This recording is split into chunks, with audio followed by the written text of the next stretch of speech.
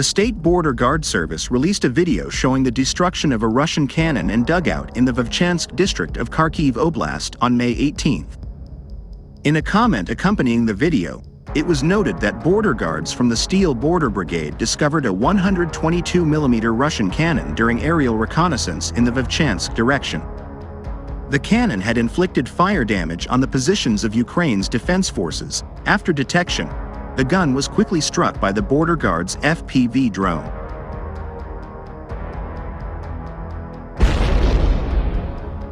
The State Border Guard Service added that a Russian military dugout with personnel inside was also discovered and hit in this direction, while the situation in the Vovchansk area following the start of the Russian offensive in Kharkiv. On May 10, at 5 a.m., Russian forces attempted to break through Ukraine's defense near Vovchansk in Kharkiv Oblast, and Ukrainian defenders successfully repelled the attacks. Ukrainian President Volodymyr Zelensky stated that Russian troops had initiated a new wave of counteroffensive actions in this direction, and Ukraine would transfer its forces to the Kharkiv area.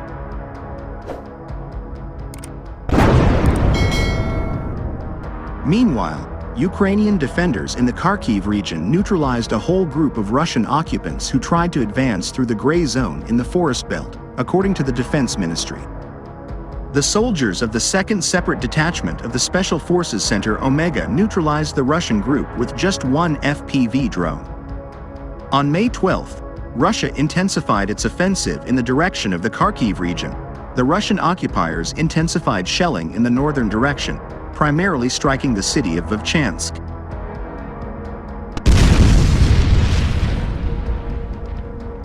The day before, according to the General Staff of the Armed Forces of Ukraine, it was reported that battles were underway for Vovchansk.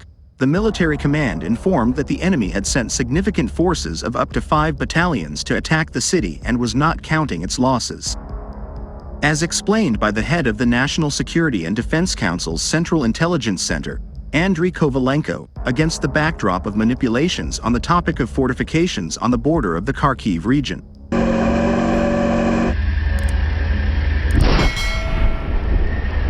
On May 15, Ukraine's Ministry of Defense confirmed that Russian infantry groups had entered Vovchansk, while Zelensky said that Ukraine had so far managed to increase confidence in the Vovchansk direction of Kharkiv Oblast. He also added that counterattacks by the armed forces were occurring in various areas, particularly in the border oblasts of Kharkiv.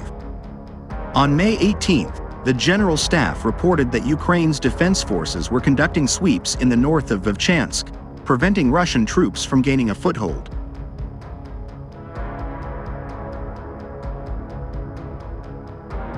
Since Moscow unleashed a new offensive on Ukraine's northeastern Kharkiv region nearly a week ago, Ukraine's military has reported a spike in Russian casualties. Kyiv's armed forces also reported fierce clashes in the east and south, as well as increased Russian attacks in hotspots in the eastern Donetsk region. By Monday morning, Russia had lost 1,740 troops over the past 24 hours, according to Ukrainian statistics, marking the highest number of daily Russian casualties since the start of the full-scale war.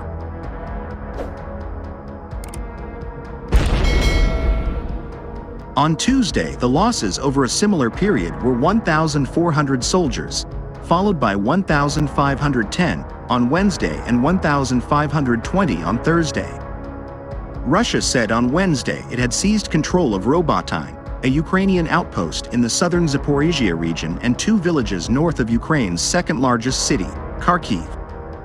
Ukraine's military said on Thursday Kyiv's fighters had not lost any ground around Robotyne, which its forces retook from Russia during Kyiv's 2023 summer counteroffensive.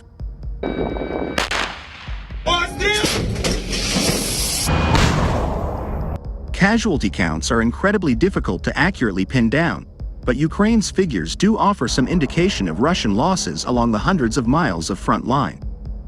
Both sides are thought to have suffered heavy losses of life and equipment, but neither Moscow nor Kyiv regularly acknowledge their own casualties. Russian authorities do not provide a running tally of Ukraine's total purported losses, but said on Thursday that Ukraine had lost 1,320 fighters over the past day.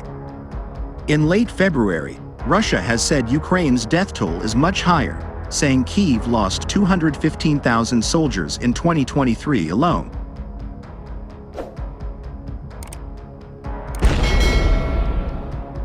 Earlier this month, the UK government said Russia's average daily casualties stood at just under 900 throughout April 2024, and the British Defence Ministry has previously said Russia sustained an average of 913 casualties each day in March 2024 this year.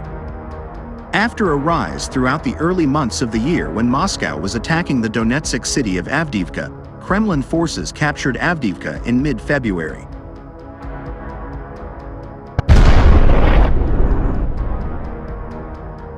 Each year of the war has seen a rise in Russia's daily reported casualties. The UK government calculated in early April. The figure stood at 400 in 2022, jumping to 693 in 2023, the British Defence Ministry said, and London estimated earlier this month that Russia has likely suffered more than 465,000 casualties. French Foreign Minister Stéphane Séjourné told Latvia-based Novaya Gazeta Europe in an interview published on May 3 that Paris put total Russian casualties at around 500,000, with around 150,000 fighters killed. Ukraine's General Staff said on Thursday that Russian forces have sustained 488,460 casualties.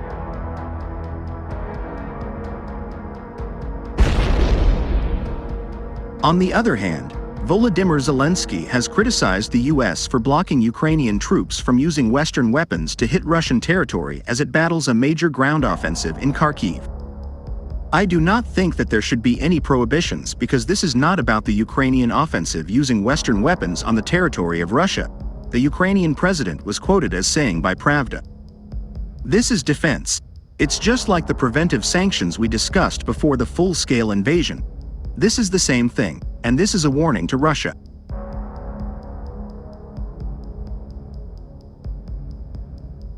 Washington has doubled down on its refusal to allow Ukraine to strike targets inside Russian territory with U.S. weaponry, despite repeated pleas from Ukrainian officials, and Zelensky told reporters on Friday that he wanted to use the weapons in gray zones. But authorities, in a bid to avoid civilian casualties and bring the Americans around to the idea, while they have almost no civilians on their side of the border, for obvious reasons, Mr. Zelensky said. Постріл!